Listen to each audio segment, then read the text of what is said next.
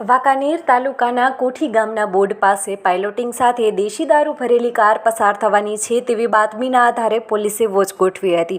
ત્યારે વાંકાનેર બાઉન્ડ્રી તરફથી બજરા કાર આવી અને તેની પાછળ એક્સેન્ટ કાર આવી હતી, જે કારને મારી મૂકવામાં આવી હતી, જેથી કરીને પોલીસે તેનો પીછો કર્યો હતો। ત્યારે દારૂ ભરેલી કારના ચાલકે પોલીસની ખાનગી ગાડી સાથે તેની ગાડી અથડાવીને નાસી જવાનો પ્રયાસ કર્યો હતો। જોકે કાર ઉકરડામાં ફસાઈ જતા કાર ચાલક અંધારામાં નાસી છૂટ્યો હતો।